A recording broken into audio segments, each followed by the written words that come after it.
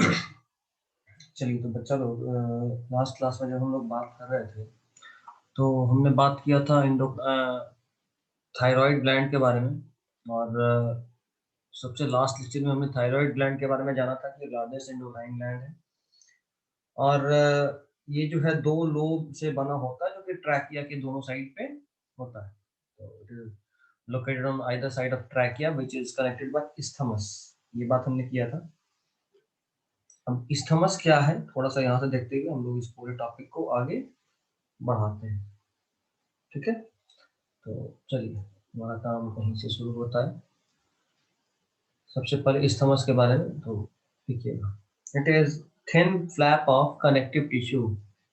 यह है क्या, तो thin flap of connective tissue.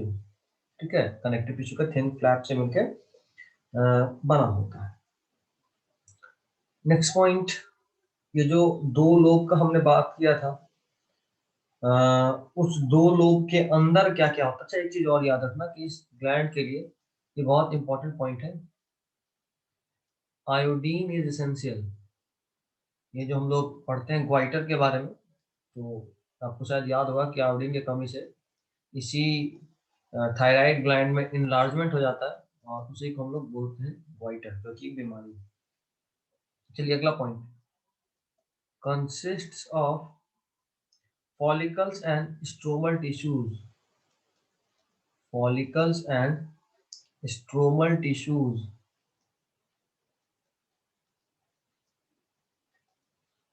इसमें फॉलिकल्स भी होते हैं और स्ट्रोमल टिश्यूज भी होते हैं।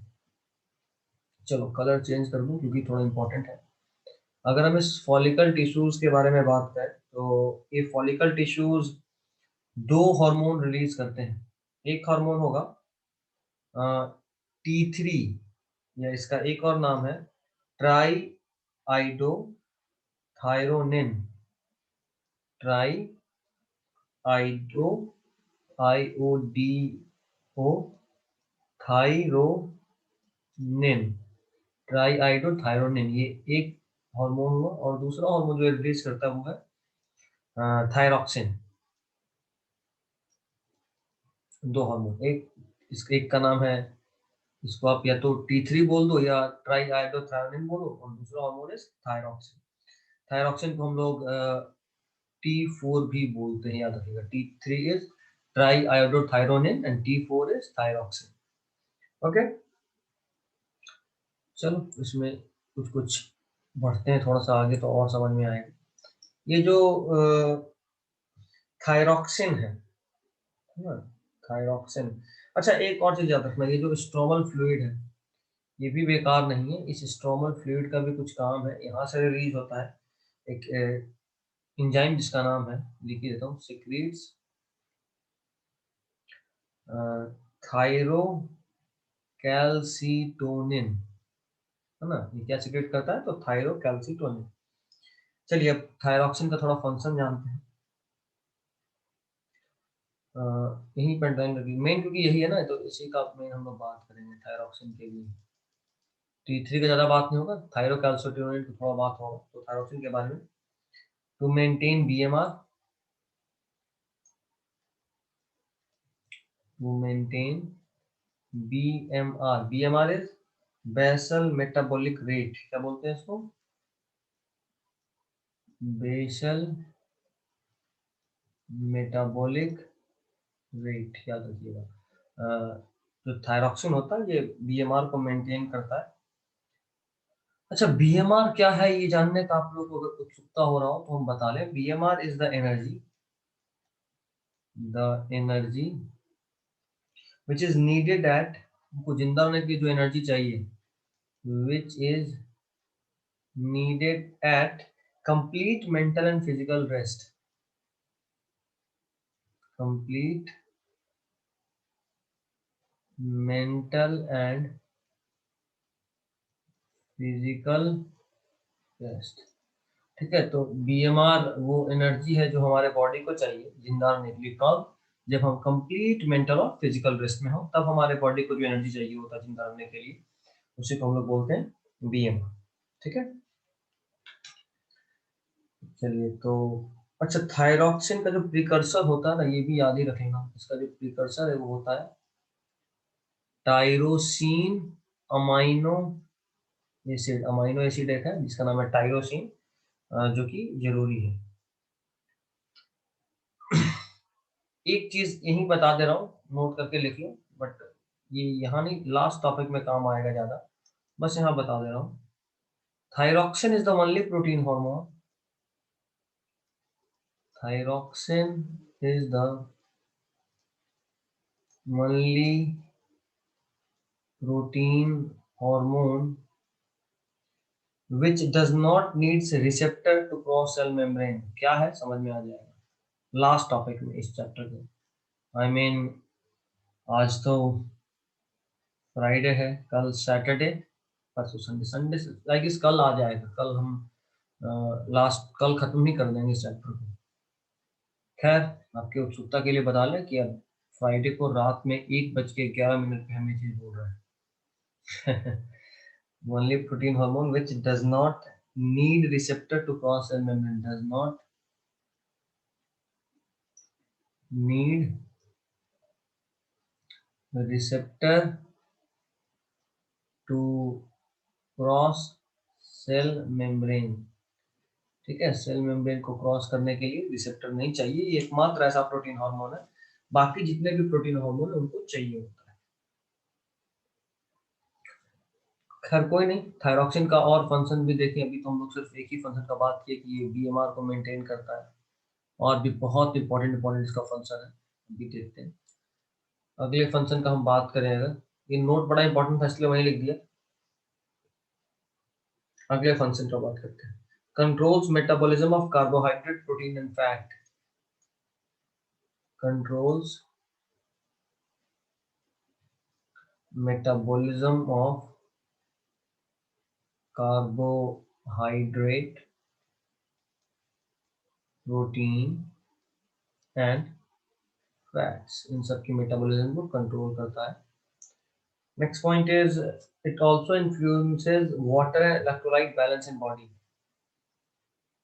Also influences water and electrolyte balance in body। ठीक है, वाटर और इलेक्ट्रोलाइट के बैलेंस को मेंटेन करने में इसका बहुत इंपॉर्टेंट रोल होता है। एक और पॉइंट इसके फंक्शन के लिए जो बहुत इंपॉर्टेंट है वो है it promotes erythropoiesis, promotes erythropoiesis.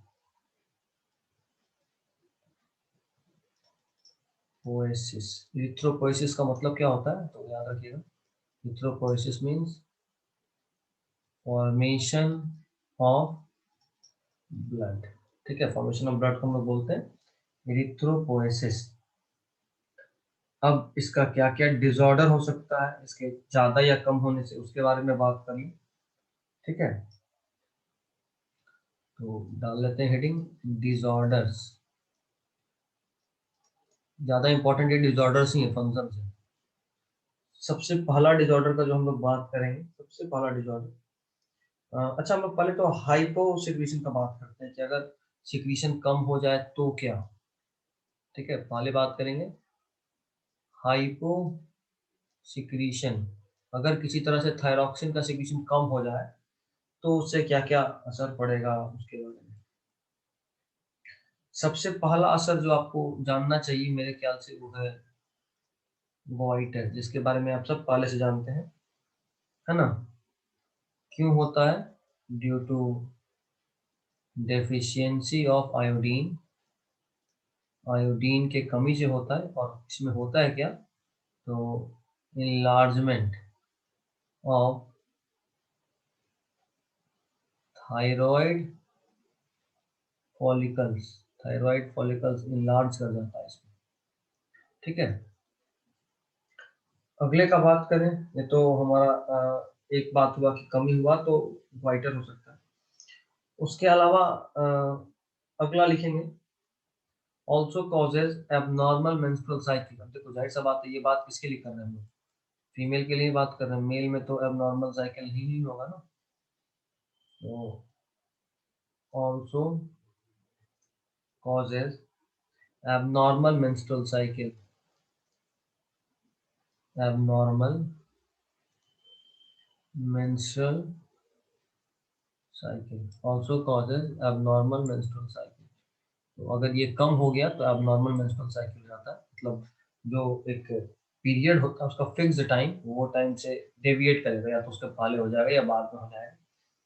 अभी क्या बोल रहे हैं ये हो सकता है सबको समझ में नहीं आए, ठीक है, तो एक्चुअली आपको समझ में आएगा जब आप नेक्स्ट सेशन में हम लोग जब बात करेंगे ह्यूमन रिप्रोडक्शन में, तो वहाँ मेंस्ट्रुअल साइकिल एक बड़ा सा टॉपिक होगा। वहाँ सब कुछ जानेंगे कि किस हार्मोन की कमी से क्या होता है, किस हार्मोन से क्या होता है ना? तो सारे हार्मोन्स का वहाँ एक इम्पोर्टेंट रोल होगा और सबको अच्छे से डिटेल में पढ़ेंगे, वहीं पता चलेगा, ठीक है? तो ये भी हो गया हमारा। अब एक अलग से पॉइंट बनाएंगे, आई गेस कलर चेंज कर लेना बेहतर रहेगा क्योंकि पॉइंट ज़्यादा इंपॉर्टेंट है।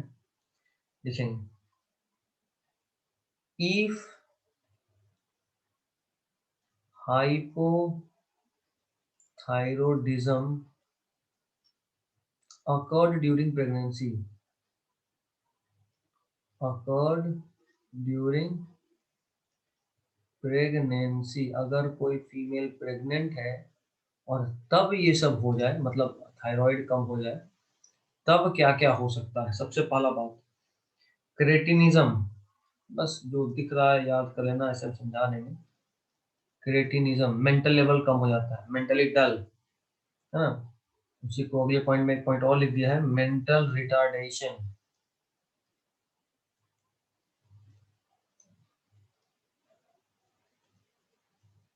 अगला, लो आईक्यू, बुद्धि बहुत कम, low IQ. Next, abnormal skin, abnormal skin. Deaf mutism,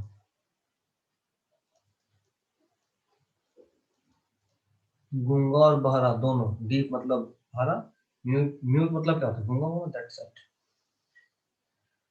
चलिए, ये सब हो गया। अब जो एग्जामिनेशन पॉइंट ऑफ व्यू से एग्जामिनर को सबसे प्यारा वो है हाशीमोटो डिजीज। इसमें क्या होता है, क्यों होता है, सब भूल जाना है, सिर्फ इतना याद रखना है कि ये एक ऑटो इम्यून डिसऑर्डर है। ऑटो इम्यून डिसऑर्डर के बारे में हम लोग एक बार पहले बात किए थे कि वैसा बीमारी जो हमारे इम्यूनिटी के सेल्स की, हमारे ही सेल्स पे अटैक कर देने से होता है। मतलब ये कि हमारा इम्यूनिटी हमारे ही थायराइड फॉलिकल्स पे अटैक कर देगा, इसमें एक्चुअली यही होता है। थायराइड फॉलिकल्स जो है वो हमारे इम्यूनिटी से डैमेज होते हैं। हमारा ही इम्यूनिटी, जिसका मेन काम है हमारे फॉरेन बॉडी में जो भी फॉरेन पार्टिकल्स है उस पर अटैक करना, लेकिन ये इम्यूनिटी धोखा दे देता है और हम पे ही, हमारे ही बॉडी सेल्स पर अटैक करता है। उसको बोलते हैं ऑटो इम्यून डिसऑर्डर, ठीक है? चलिए, ये तो बात हुआ हमारा अभी तक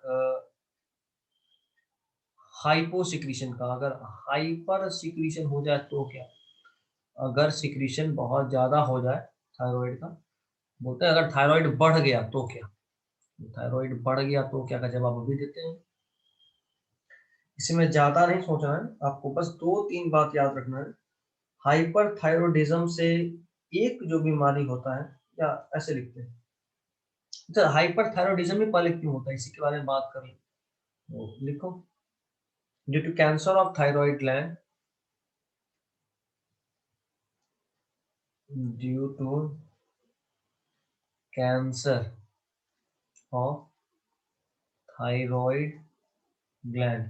कैंसर क्या होता है आप अगले साल ही सीखोगे, अच्छे से जान पता नहीं कैंसर क्या होता है, वहाँ एक टॉपिक है, एक दिन में पढ़ेंगे कैंसर क्या होता है। थायराइड ग्लैंड, और due to development of nodules, और ड्यू टू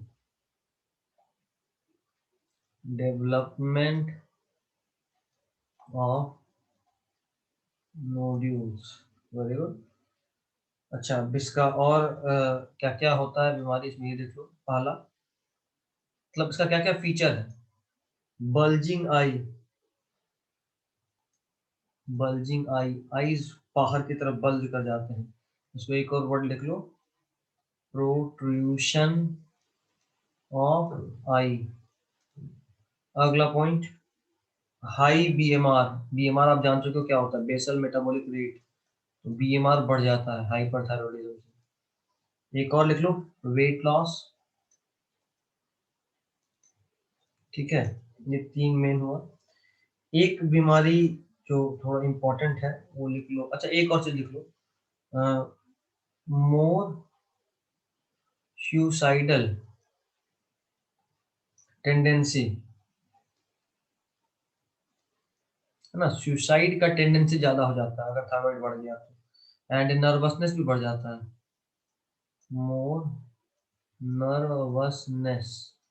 चलिए अब अगला पॉइंट फिर से इंपॉर्टेंट, तो कलर चेंज कर दे रहा हूँ। एक और बीमारी है, याद रखिएगा, ग्रेव्स डिजीज। क्या होता है, क्यों होता है, सब भूल जाना है। ग्रेव्स डिजीज एक बीमारी है जो कि हाइपरथायरॉयडिज्म उसका कारण है। बस इतना ही काफी है, और कुछ भी नहीं करना इसमें। ठीक है, इतना ही सिर्फ करना है आपको। चलिए, तो अभी हमने थायराइड के बारे में सारा बात कर लिया, मतलब T4 के बारे में हमने बात कर लिया।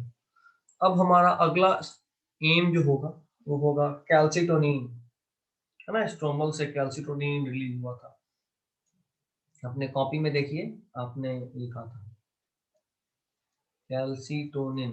ये चलो मैं भी दिखा देता हूँ। हम्म,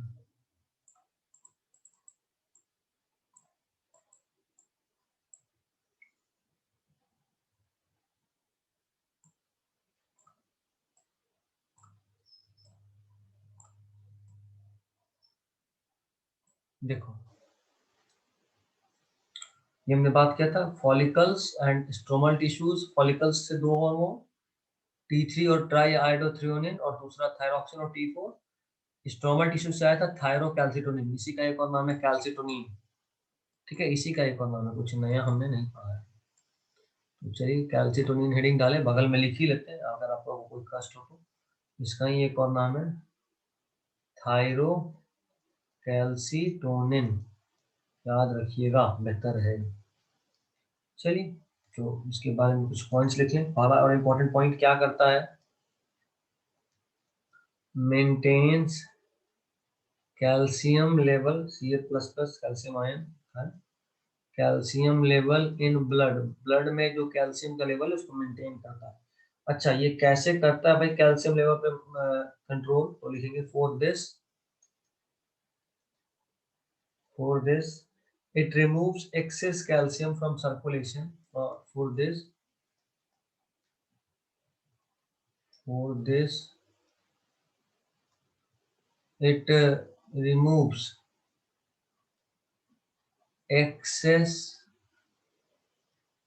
it removes excess calcium from circulation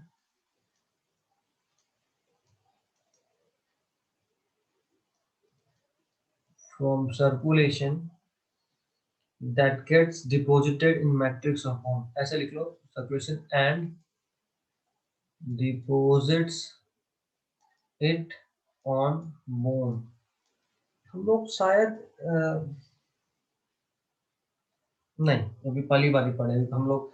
पाराथायरॉइड तो नहीं पढ़े। तो देखो, थायराइड से, थायराइड ग्लैंड से एक हार्मोन निकलता है कैल्सिटोनिन, जो क्या करता है कि आपके बॉडी में, ब्लड में जो कैल्शियम लेवल अगर गलती से भी बढ़, जैसे मान लो आप खाना खाए कैल्शियम, हाई कैल्शियम का कुछ डाइट ले रहे हो, तो वो फाइनली एब्जॉर्ब होकर ब्लड में जाएगा। ब्लड में जब एब्जॉर्ब होगा तो ब्लड में कैल्शियम लेवल बढ़ेगा, तो जितना जरूरत है उतना रहा तब तो ठीक है। बट अगर उससे एक्सेस में कैल्शियम ब्लड में आएगा, तो ये हार्मोन क्या करता है, थायरोकैल्सिटोनिन या कैल्सिटोनिन, उस कैल्शियम को ब्लड से हटाता है और बोन पे जाके डिपोजिट कर देता है।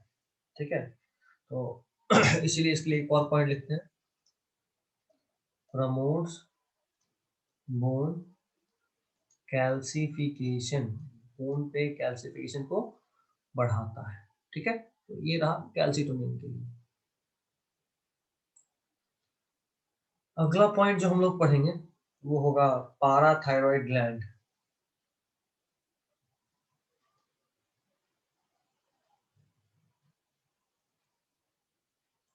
पाराथायरॉयड ग्लैंड,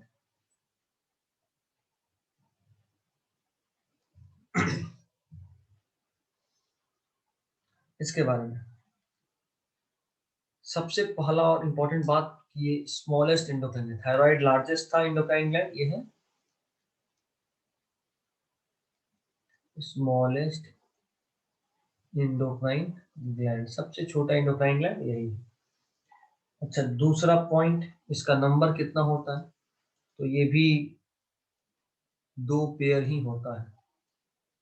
कहाँ कहाँ भाई, तो 1 pair behind each thyroid lobe, लिख देते हैं 1 pair behind each thyroid lobe, हर थायराइड लोब के पीछे एक होता है। बुक में आपके डायग्राम होगा, एक बार डायग्राम देख लीजिए, ठीक है। नेक्स्ट देखेंगे, एक ही हार्मोन को सिक्रीट करता है, देखेंगे secretes one hormone, secretes one hormone, और उस हार्मोन का नाम है पाराथॉर्मोन, इसको PTH भी बोलते हैं, पारा हार्मोन। ठीक है, ये क्या करता है भाई, तो मेंटेन्स, अंडरलाइन कर देता हूँ, maintains calcium level in blood, maintains calcium level in blood. बोलोगे सर पिछला वाला भी तो यही कर रहा था, है ना, कैल्सीटोनिन यही कर रहा था ना, कैल्शियम लेवल मेंटेन कर रहा था, लेकिन वो कैसे मेंटेन कर रहा था, अगर एक्सेस हो गया ब्लड में तो उसको ब्लड से निकाल के बोन तक पहुंचा रहा है। और ये क्या करता है कि अगर ब्लड में कम हो गया तो बोन से निकाल के ब्लड में आता, मतलब जस्ट उल्टा। कैल्सिटोनिन, कैल्शियम अगर एक्सेस हो गया तो ब्लड से निकाल के बोन पे, पैराथायरॉइड अगर ब्लड में कैल्शियम कम हो गया तो बोन से निकाल के वापस ब्लड में। ठीक है, तो एक पॉइंट और लिखते हैं, for this it promotes absorption of calcium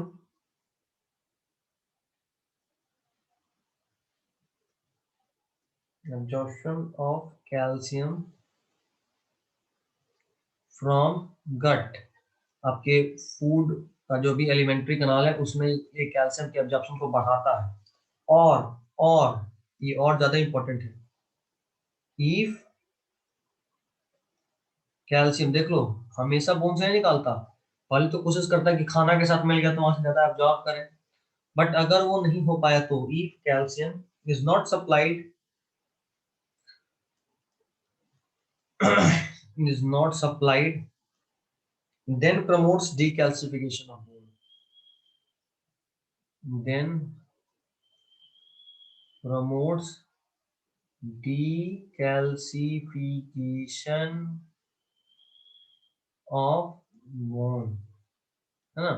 अगर कैल्शियम सप्लाई खाना के साथ नहीं हुआ तब बोन को डिकैल्सिफाई करता है। देख लो एक बार फिर से देख लो, थोड़ा बड़ी बता चाहेंगे कि आप लोग देख लीजिए, calcium is not supplied then promotes decalcification from bone. ठीक है, देख लिए, चलो अब तो हटाना बनता है ना। नेक्स्ट पॉइंट, अभी भी बताए किसका सिक्रीशन कौन रेगुलेट करेगा, किससे इसका काम कैसे होता है, तो देखो अगला पॉइंट से समझ में आ जाएगा। Secretion is regulated by circulating level of calcium ion, secretion is regulated by circulating level of calcium ions। ठीक है, एक और पॉइंट लिख लोगे, also stimulates reabsorption, also stimulates reabsorption of calcium by the renal tubules, reabsorption of calcium by renal tubules, renal tubule क्या था आप expression में पढ़ चुके हैं,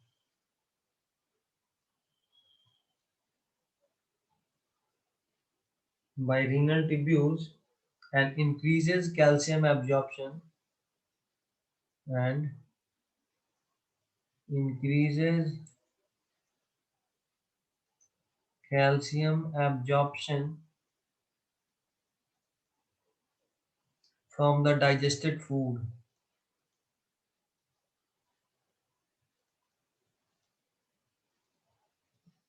ठीक है, फ्रॉम द डाइजेस्टेड फूड। चलिए, अभी जो हमारा अगला ग्लैंड होगा वो होगा थाइमस ग्लैंड।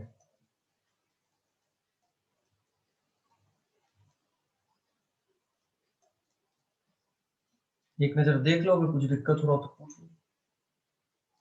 पूछने का तो ऑप्शन नहीं है, तो देख लो वापस से एक बार।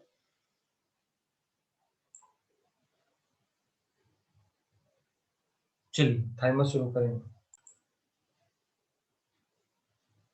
देखो, थाइमस ग्लैंड जो है वो, उसके लिए सबसे पहला इंपॉर्टेंट पॉइंट होगा located on dorsal side of heart, located on dorsal side of heart and aorta। ठीक है, सबसे पहला पॉइंट। दूसरा, सिंगल बाइलोब्ड ग्लैंड, मतलब ये ग्लैंड सिंगल होता है, डबल नहीं होता। तीसरा पॉइंट, इसमें जो सेल होता है, ठीक है, उन सेल को बोलते हैं thymocytes. Cells are called thymocytes. और ये जो थाइमोसाइट है जो हार्मोन रिलीज करता है उसका नाम है सिक्रीट्स थाइमोक्सिन। ये थाइमोसिन वो हार्मोन है जो रिलीज होता है। Secretes thymosin hormone. अभी हार्मोन का काम क्या है देख लो। Plays role in maturation and differentiation of T lymphocyte. Plays role इन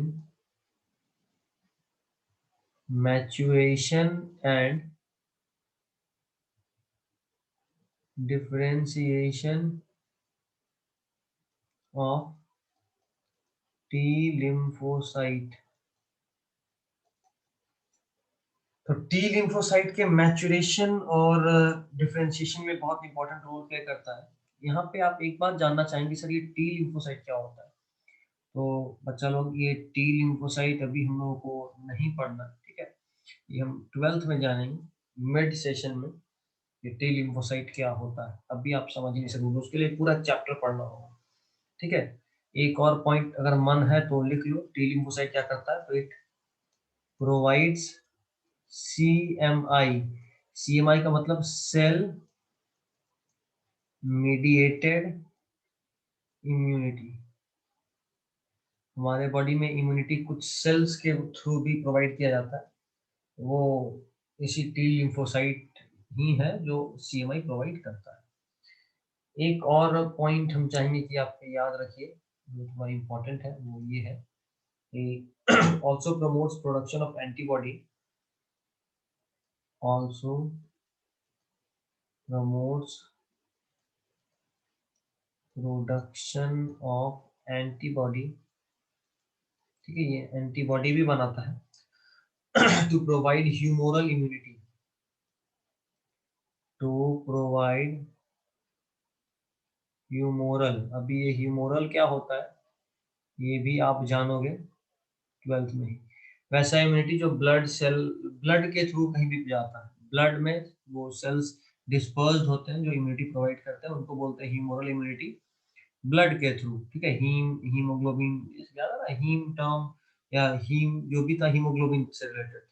तो सब इनडायरेक्टली एच, जो भी हीम टाइप का जो कुछ भी होगा टाइप का, उस तरह का उस प्रोनाउंसिएशन का जो भी वर्ड्स होगा नॉर्मली वो ब्लड से रिलेटेड ही होगा। ठीक है, एक और पॉइंट लिख ही लो, मन कर गया बस। Starts degenerating after advancing age. जैसे जैसे एज बढ़ता है ये जो थाइमस ग्लैंड है वो डिजनरेट करने लगता है, और आप अच्छे से जानते हो कि इसी डीजनरेशन की वजह से एज बढ़ने के साथ साथ हमारे बॉडी का इम्यूनिटी भी कम हो जाता है। चलिए नेक्स्ट, जो इस लेक्चर का लास्ट ग्लैंड होगा, उसके बाद अगला लेक्चर आपको मिलेगा, कल ही मिल जाएगा। एक तो आज ही भेज देते हैं, अभी तो 1:49 हो रहा है, बीच में हम आराम से 10-15 मिनट का ब्रेक ले लिए। आपको एक बार स्क्रीन बीच में ब्लैक हुआ होगा तो आपको अंदाज चल ही गया होगा कि ब्रेक हुआ है, बट खैर कोई नहीं। अब हम लोग इस लास्ट ग्लैंड को पढ़ के इस लेक्चर को एंड करेंगे। कल आपको एक और ग्लैंड मिलेगा, एक और ग्लैंड के आप तो लगभग समझो कि ये खुद ही अपने में हाथी ऐसा है ग्लैंड। उसके बाद ज़्यादा कुछ बचेगा नहीं, 40 मिनट का और लेक्चर मिलेगा और ये चैप्टर ही खत्म हो जाएगा। तो चलिए अच्छा है, संडे का भी इंतजार नहीं, संडे को नया चैप्टर ही शुरू हो जाएगा।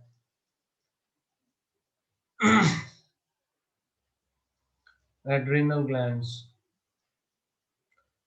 बहुत इम्पोर्टेंट, बहुत मतलब इनको कंसेप्चुअल है ये तो अपना ग्लैंड, और बहुत कुछ यहाँ देखेंगे, ठीक है। अच्छा, हम चाहेंगे कि यहाँ पे आपको अगर कुछ डायग्राम्स मिल जाता तो मज़ा ही आ जाता। लेट मी चेक, अगर आपका किस्मत अच्छा है और आपको डायग्राम मिल गया है ह्यूमन हॉर्मोन्स, 2-3 डायग्राम यहीं पे दिखा लेंगे, बेहतर रहेगा। आया, एक ये ले लो, एक ये ले लो,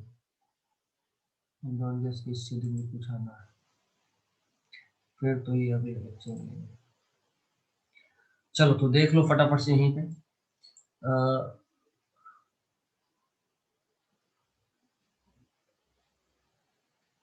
मेरे ख्याल में आपको अब थायराइड ग्लैंड दिख रहा होगा, एक इस तरफ में है ना? नहीं, नहीं दिख रहा है, थोड़ा छोटा करना होगा। यस बिल्कुल, अभी आपको थायराइड ग्लैंड देख रहा हो, ये ट्रैकिया, ट्रैकिया के दोनों साइड में थायराइड ग्लैंड, इधर भी और इधर भी, बीच में ये जो है इसी को हमने कहा था इस्थमस, ये कनेक्टिव टिश्यू से जुड़ा हुआ था इन दोनों। इसी डायग्राम को जरा पीछे साइड से देखो, देख रहे हो वही डायग्राम है पीछे साइड में, देखो यही था थायराइड, ये दोनों क्या था, थायराइड। और देखो थायराइड में दोनों साइड में यहाँ पे है पैराथायराइड ग्लैंड, देख पा रहे हो, देख पा रहे हो पैराथायराइड, फिर यहाँ भी देख ही लो, यहाँ भी देख लो, ये दोनों लोब में एक एक पेयर है, देख रहे हो, इस लोब में भी एक यहाँ और एक यहाँ, है ना? इस लोब में भी देखो, इस लोब में एक ये रहा और दूसरा ये रहा, तो दोनों तरफ एक एक। ये तो थायराइड का बात था, चलो इस का बात कर ही दी है तो उस कहानी को भी एंडिंग कर दो। ये है कहाँ भाई, मिला।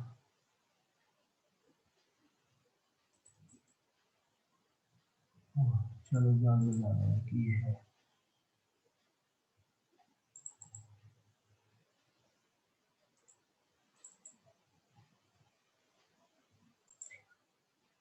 चलो अब हम लोग एड्रिनल को देख लें, इधर का तो बात हो गया, एड्रिनल का भी बात हो गया तो थोड़ा अच्छा लगे।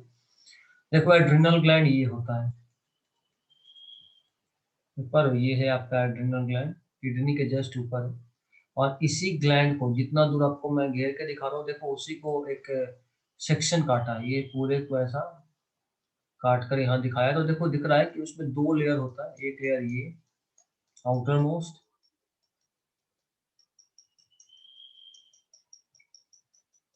और इस आउटर मोस्ट लेयर को हम लोग बोलते हैं एड्रिनल कॉर्टेक्स। देखो ये है एड्रिनल कॉर्टेक्स, ये है एड्रिनल मेड्यूला। जाहिर सा बात है कॉर्टेक्स का सी, कॉर्टेक्स का सी मेड्यूला के एम से पहले आता है तो कॉर्टेक्स बाहर है, ठीक है, ये हो गया आपका कॉर्टेक्स, ठीक है। और कॉर्टेक्स के जस्ट अंदर में क्या है, एड्रिनल मेड्यूला। बस हमको यही दिखाना था इस डायग्राम में आपको पूरा पूरा कि एक कॉर्टेक्स है, इसके अंदर में जो होगा वो होगा एड्रिनल मेड्यूला।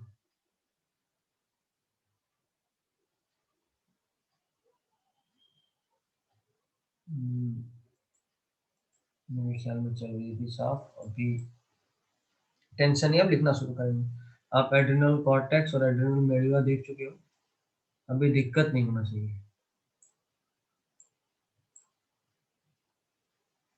बस एड्रिनल ग्लैंड्स, चलो देखो यहाँ एड्रिनल ग्लैंड्स के बारे में कुछ पॉइंट्स स्टार्ट करें। सबसे पहला पॉइंट, इसका नंबर कितना होता है? 2, 1 on each kidney, 1 on each kidney, her kidney पे कितना होता है? 1 होता है। दूसरा point, composed of 2 types of tissues, अभी हम लोग देखे एड्रिनल कॉर्टेक्स और medulla, composed of 2 type of tissues. कितने तरह का टिश्यू होगा? 2 तरह का। कौन कौन?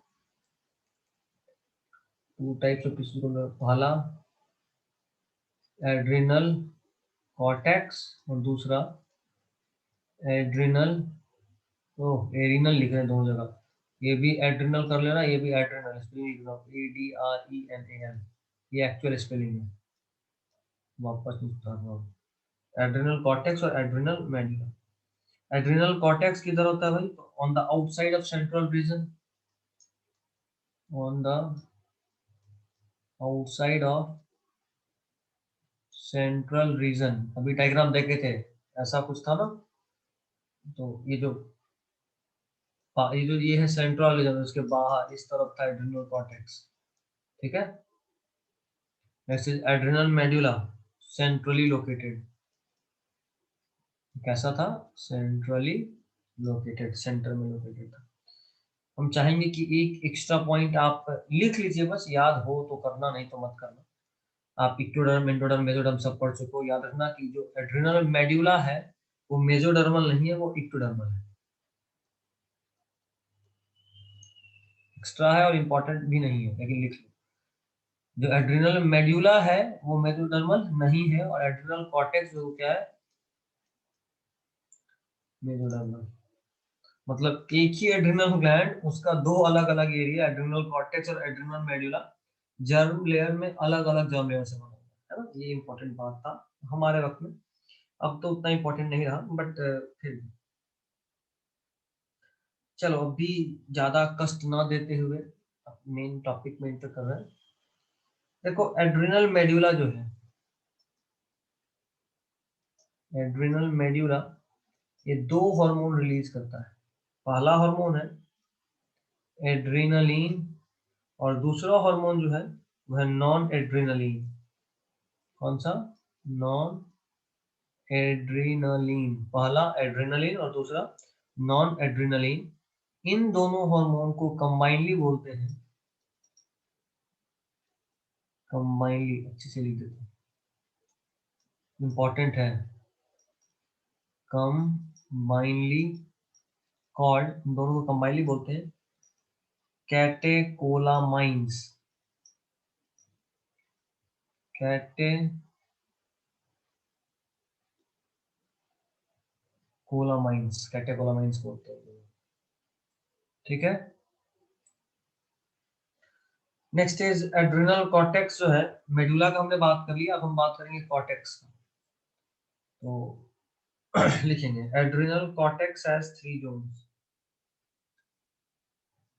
एड्रिनल मेडुला का हमने बात किया, अब लिखेंगे adrenal cortex has 3 zones. 3 zones होते हैं इनमें। पहला जोना ग्लोमेरुलोसा, क्या बोलते हैं? जोना ग्लोमेरुलोसा, ठीक है। अब ये जोना ग्लोमेरुलोसा के बारे में बताइए। तो ये आउटर मोस्ट जोन है एड्रिनल कॉर्टेक्स का, आउटर मोस्ट जोन। ये सब बाबू हम कुछ नहीं कर सकते, आपको ये तो करना ही होगा। कौन सा जोन है? तो आउटर मोस्ट जोन है, और ये जो रिलीज करता है हार्मोन उसको बोलते हैं मिनरेलो कॉर्टिकॉइड्स। अगर आपको याद आ रहा होगा तो मैंने कहा था कॉर्टिकॉइड्स आप आगे पढ़ेंगे, है ना। तो चलिए कोई नहीं, कॉर्टिकॉइड्स आपको मिल जाएगा।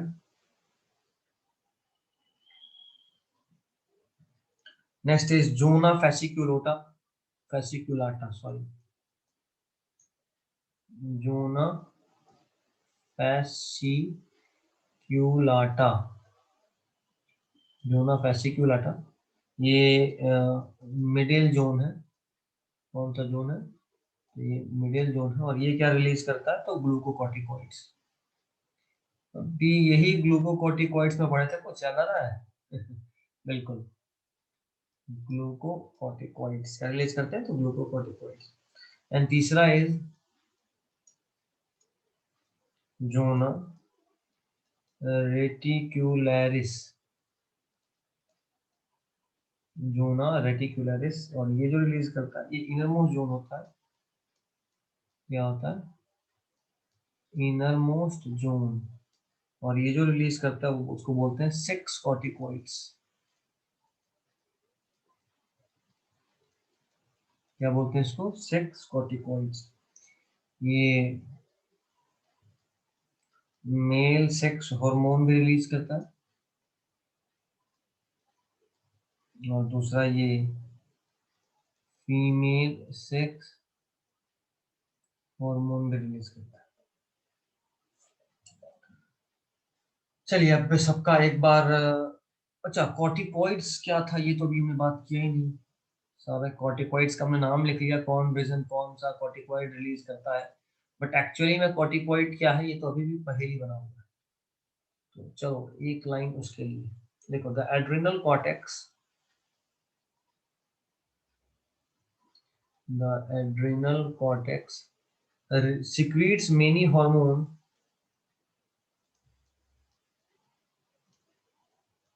secretes many hormones commonly called as corticoids, commonly called as corticoids, commonly इनको क्या बोलते हैं? corticoids। चलिए ये तो हो गया, अब भी इसका कुछ रोल देख लिया जाए, क्या काम करता है ना? तो सबसे पहले हम लोग बात करेंगे adrenal cortex, role of hormone. सारे हार्मोन का रोल पढ़ेंगे, सब हार्मोन क्या क्या रोल प्ले कर रहा है। और सबसे पहले हम लोग बात करेंगे एड्रिनल कॉर्टेक्स का। किसका? एड्रिनल कॉर्टेक्स से जो हार्मोन रिलीज हो रहे हैं उनका क्या रोल है। पहला, मिनरेलोकॉर्टिकॉइड्स का बात करते हैं। मिनरेलोकॉर्टिकॉइड्स क्या करते हैं? तो मिनरेलोकॉर्टिकॉइड्स जो हार्मोन रिलीज करते हैं उनका नाम है अल्डोस्टेरोन। बहुत इंपॉर्टेंट है बाबू। ये क्या है भाई? ये वो हार्मोन है, ठीक है। अल्डोस्टेरोन क्या है? ये हार्मोन है। ये करता है, इसका मतलब फंक्शन क्या है लिख लेता हूँ, फंक्शन। सबसे पहला, it is salt retaining hormone. Body के अंदर सॉल्ट का कमी नहीं हो उसको रिटेन करने का काम इसी का होता है। दूसरा,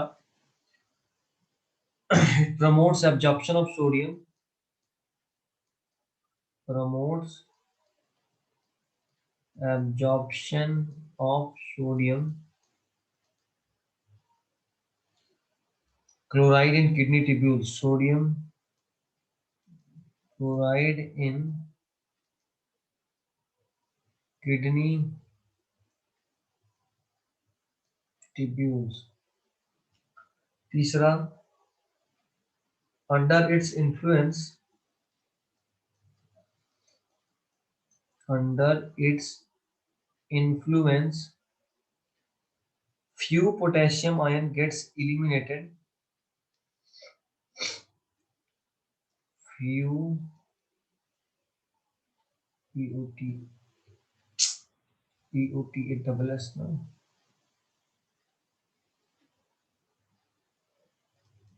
few potassium ion gets eliminated, gets eliminated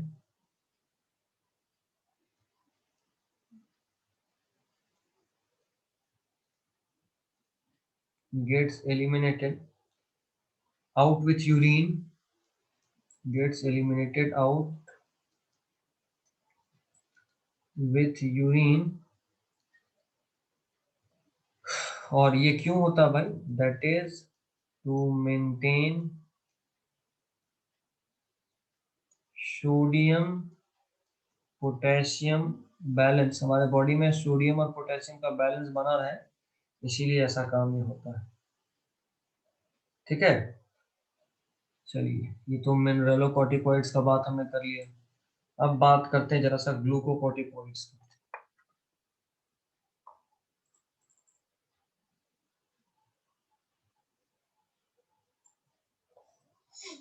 अगला हेडिंग होगा हमारा, कलर चेंज कर देता हूँ, ग्लूकोकॉर्टिकॉइड्स, है ना। हमने मिनरलोकॉर्टिकॉइड्स का बात कर लिया। ये जो हार्मोन करता है रिलीज, उसको अच्छा लिख ही लेता हूँ। इन आवर बॉडी, अपने बॉडी का अगर बात करें तो cortisol is the main glucocorticoid. Cortisol याद रखना, ये वो हार्मोन है। Cortisol is the main. देखो ग्लूकोकॉर्टिकॉइड पे बहुत सारे हार्मोन्स निकलते हैं, बट अगर हम अपने बॉडी में बात करें तो हमारे बॉडी में जो मेन ग्लूकोकॉर्टिकॉइड्स का रोल प्ले करता है वो है cortisol. Cortisol is the main glucocorticoids. ठीक है, next point. These corticoids are involved in carbohydrate metabolism. These corticoids are involved in carbohydrate metabolism. ठीक है, ये जो ग्लूकोकॉर्टिकॉइड्स हैं, ये इनका मेन रोल किसमें तो कार्बोहाइड्रेट मेटाबॉलिज्म। ये क्या करते हैं भाई, तो लिखिएगा, increases sugar level in blood. हमारे बॉडी में शुगर लेवल को बढ़ाने का काम इसी का होता है। अच्छा, ये शुगर लेवल बढ़ाता कैसे है भाई, तो लिखेंगे for this it promotes gluconeogenesis. For this it promotes gluconeogenesis. अच्छा, ग्लूकोनियोजेनेसिस का मतलब ग्लूकोज को तोड़ना। ठीक है, बॉडी में ग्लूकोज लेवल को बढ़ाना है, सॉरी बॉडी में ब्लड में ग्लूकोज लेवल को बढ़ाना है, तो ग्लूकोज को तोड़ेंगे क्यों? ग्लूकोज बनाएंगे, है ना, ग्लूकोज बनाएंगे। ठीक है, तो इसके लिए वो ग्लूकोज को बनाता है। और एंड आल्सो प्रमोट्स, एक और पॉइंट इसमें ऐड करूं, it also promotes lipolysis and proteolysis. Lipolysis, देखो लाइसिस है, इसको तोड़ेगा, लिपिड को तोड़ेगा, एंड प्रोटियोलाइसिस। अगर आपको याद हो रेस्पिरेशन में, तो आप पढ़े थे कि एनर्जी का सबसे इंपॉर्टेंट सोर्स तो कार्बोहाइड्रेट होता है, लेकिन अगर कार्बोहाइड्रेट खत्म हो जाए तो फैट या लिपिड ब्रेक होता है, और वो भी खत्म हो जाए तो फिर प्रोटीन लास्टली ब्रेक होता है। तो अगर बॉडी में ग्लूकोज का लेवल बहुत कम हो जाएगा तो सबसे पहले तो वो ग्लूकोज बनाने की कोशिश करेगा, वो नहीं मिला तो फिर लिपिड को तोड़ेगा। देखो it also promotes lipolysis, lipid को तोड़ेगा। लिपिड एक तरह का फैट था, बताए थे बायोमॉलिक्यूल्स में। लिपिड को तोड़ेगा, और उससे भी काम नहीं चला तो फिर फाइनली प्रोटीन को भी तोड़ेगा, इससे कोई बच नहीं सकता। एक डिसऑर्डर यहाँ पे बहुत इंपॉर्टेंट है, इससे रिलेटेड चाहेंगे कि आप याद रखिए, और बहुत इंपॉर्टेंट है, इसलिए अच्छे से याद रखिएगा। लिखेंगे, एक बीमारी है Edison's disease.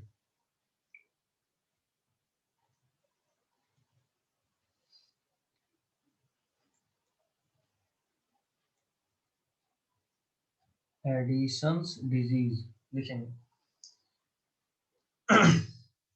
In this carbohydrate metabolism is altered,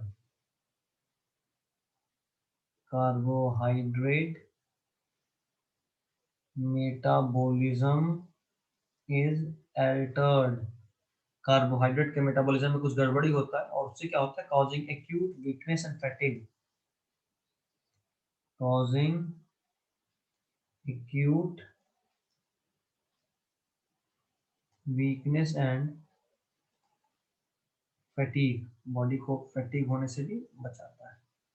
तो ये इसका मेन रोल होता है। अच्छा, ये क्यों होता है भाई, तो इसका रीजन याद रखिएगा, ड्यू टू हाइपोसिक्रीशन।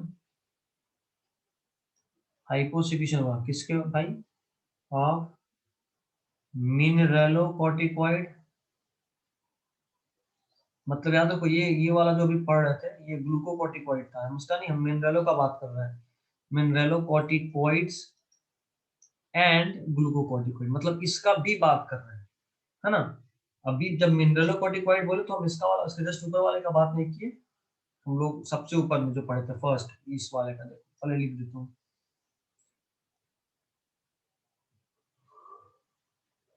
ग्लूकोकॉर्टिकॉइड्स। अब यार नींद आना शुरू हो रहा है, 2:11 हो चुका है। सर कोई नहीं, टेंशन लेने वाला कोई खास बात नहीं है, बस 5 मिनट में ही खत्म हो जाएगा। देखो ये था मिनरलोकॉर्टिकॉइड, इसके बाद पढ़े ग्लूकोकॉर्टिकॉइड, और अगर इन दोनों का कमी हो गया, दोनों का कमी हुआ तब ये बीमारी होगा एडिसन्स डिजीज। चलो, 2 कॉर्टिकॉइड का बात कर ली है, अब हमारा तीसरा कॉर्टिकॉइड है सेक्स कॉर्टिकॉइड्स।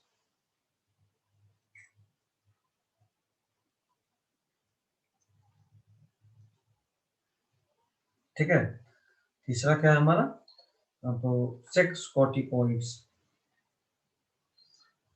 लिखेंगे भाई, ये तो टेंशन वाला बात ही नहीं है ना।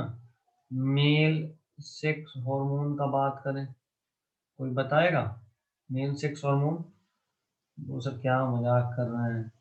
अल्डोस्टेरोन, और ये कौन होता है, डीहाइड्रो ईपीएनड्रोस्टेरोन। हमको शक हो रहा है कि ये वाला है कि नहीं। रुको एक मिनट, सेकंड रुक जाओ, हम इसको क्रॉस चेक कर ही ले भाई, फिर एक्स्ट्रा पढ़ाने से कोई फायदा है नहीं।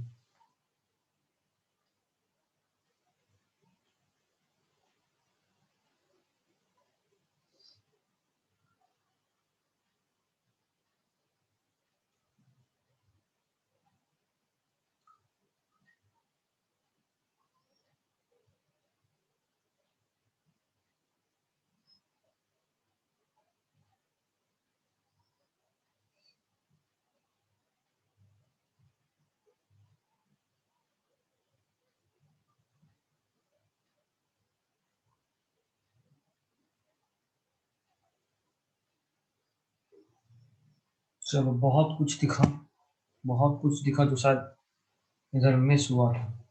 ये नहीं है, ये नहीं, सिर्फ एल्डोस्टेरोन याद करो यही बहुत है, बट कुछ कुछ और दिखा। हमने कॉर्टिसोल इसके जस्ट पहले पढ़ा था, इसके जस्ट पहले हमने कॉर्टिसोल पढ़ा था। हाँ, 2-3 चीज और है जो होना चाहिए और हमने मिस कर दिया। काम का बात तो कुछ कुछ छूटा ही हुआ है, तो ये दिक्कत वाला बात था। अच्छा ही हुआ एक नजर देख लिए थे।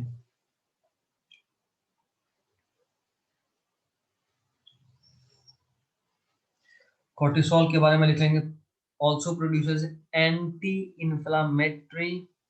लिखो लिखो लिखो लिखो, कॉर्टिसोल में लिख लो, also produces anti inflammatory substances.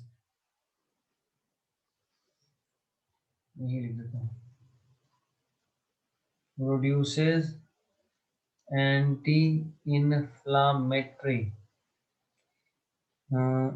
Inflammatory double M, बिल्कुल सही,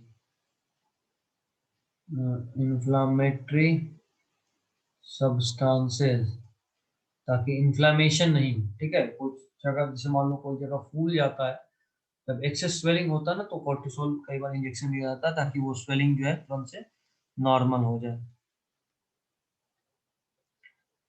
अच्छा, एल्डोस्टेरोन, एक बात एल्डोस्टेरोन के बारे में भी कर लें। अच्छा, एल्डोस्टेरोन अभी बचा हुआ है ना, यही तो करना है। एल्डोस्टेरोन,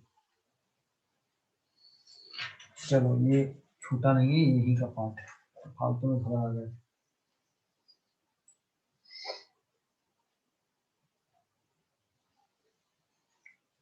एल्डोस्टेरोन के बारे में एक बात याद रखिएगा। अच्छा, कॉर्टिसोल आरबीसी प्रोडक्शन में भी रोल प्ले करता है। ये हम लोग इरिथ्रोपोइसिस लिखे नहीं लिखे, हमको लग रहा है शायद कॉर्टिसोल में नहीं, इसके ऊपर वाले में लिखे थे, erythropoiesis. Erythropoiesis,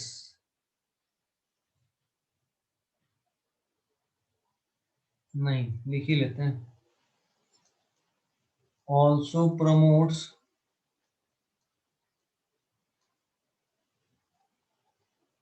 erythro,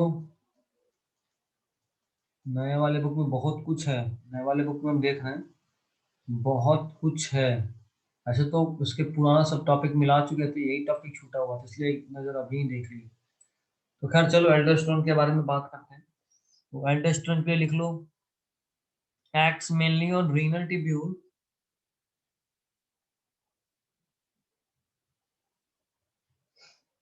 acts mainly on renal tubule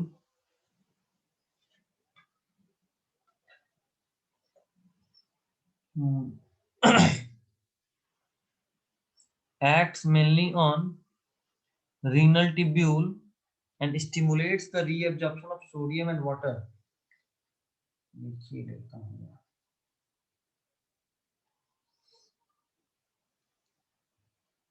एंडोस्टोन का मेन रोल होता है, acts mainly on renal tubule and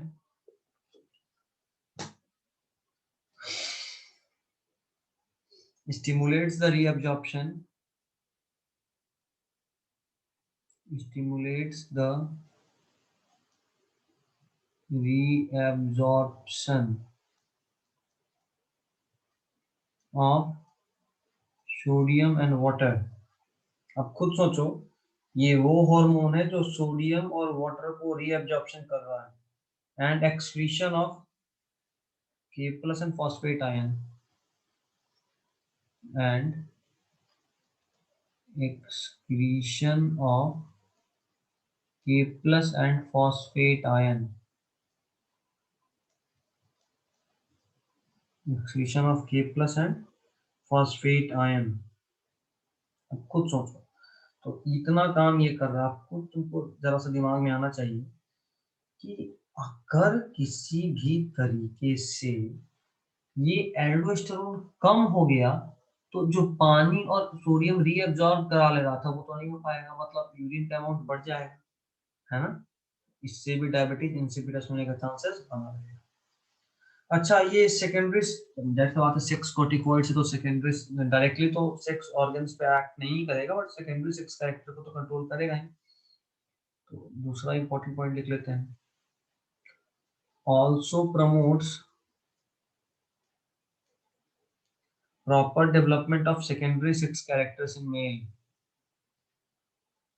proper development of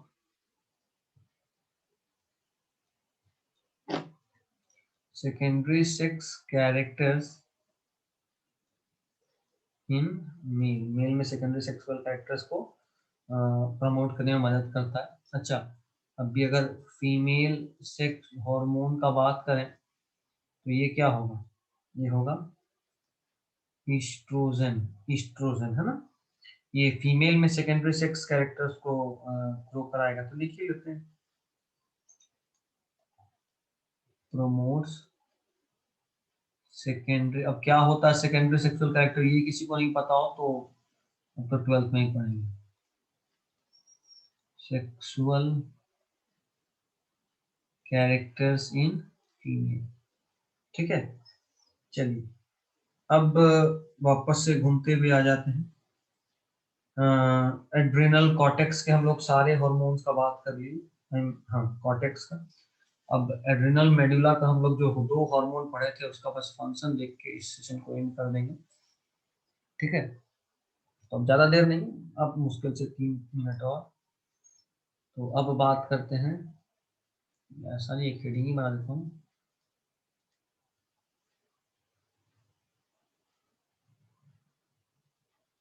adrenal cortex का बात हो गया, एड्रिनल मेड्यूला।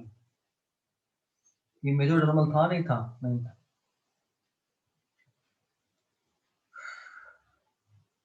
इसके हार्मोन को 2-3 नाम दिया जाता है।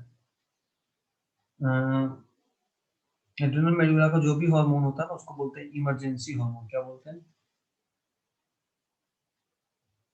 इमरजेंसी हार्मोन, क्योंकि ये इमरजेंसी कंडीशन में रिलीज होता है। इसका एक और नाम भी है,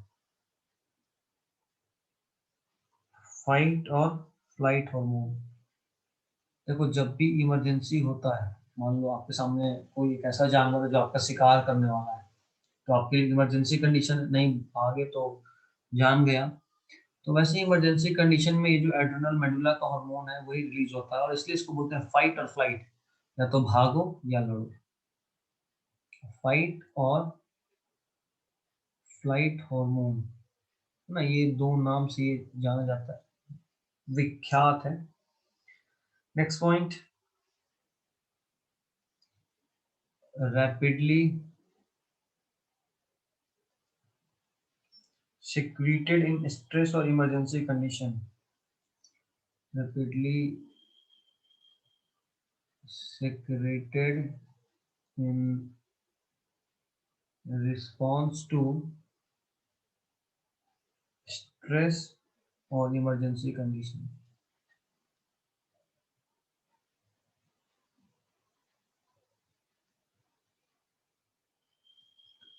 है ना।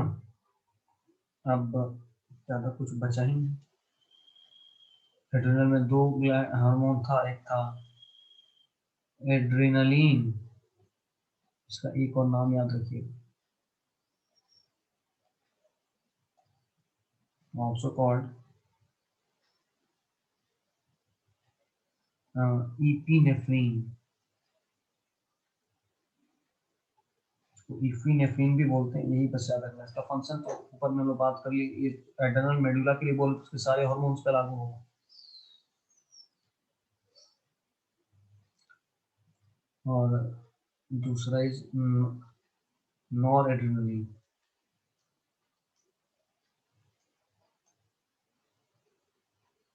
इसका भी एक और नाम है, इसको बोलते हैं नॉर इपिनेफ्रिन।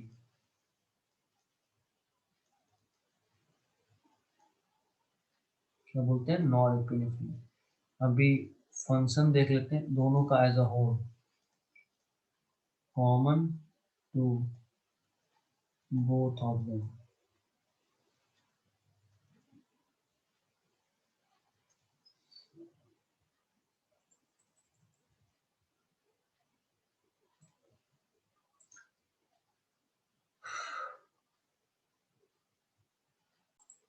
चलो देखो, first is both the hormones increase alertness,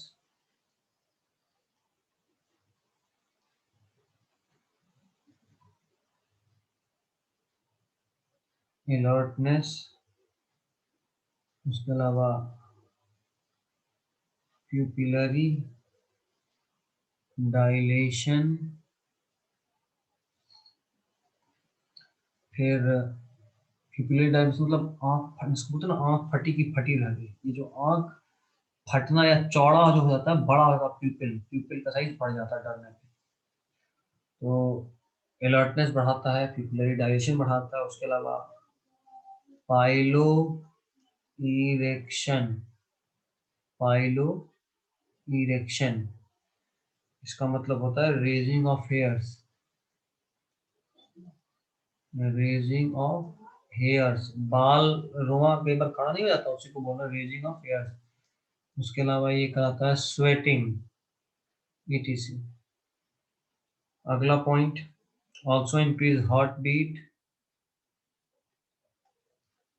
also increase heartbeat, strength of heart contraction, तो धड़कन तेज हो जाता है, उसी को बोल रहे हैं, हार्ट बीट बढ़ जाता है। उसके अलावा हार्ट बीट का जो स्ट्रेंथ होता है वो भी बढ़ जाता है, स्ट्रेंथ ऑफ हार्ट कॉन्ट्रैक्शन,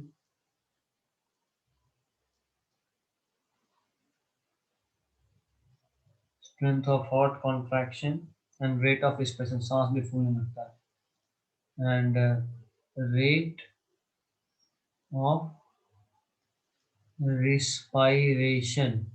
ठीक है, अब ये आखिरी पॉइंट इस सेशन का, also stimulates the breakdown of glycogen, also stimulates the breakdown of glycogen, sorry, हाँ, ब्रेकडाउन ऑफ ग्लाइकोजन, ग्लाइकोजन को ब्रेक करता है, तो उससे होगा क्या, रिजल्टिंग इन इंक्रीज्ड कंसंट्रेशन। ऐसा बात है, ग्लाइकोजन ब्रेक करता है तो ग्लूकोज बनाता है, तो ग्लाइकोजन को तोड़ेंगे तो ग्लूकोज का कंसंट्रेशन बढ़ेगा, increased concentration of glucose in blood, increased concentration of glucose in blood.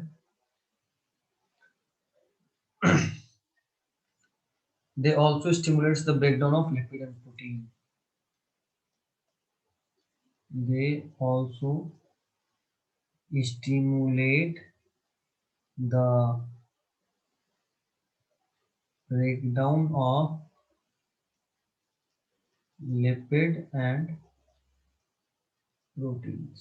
चलिए, तो इस सेशन में इतना ही, अगले लेक्चर में इस पूरे चैप्टर को हम लोग एंड करेंगे। चलिए, गुड नाइट। 2:27 हो रहा है अभी मेरे, चलिए, बाय बाय।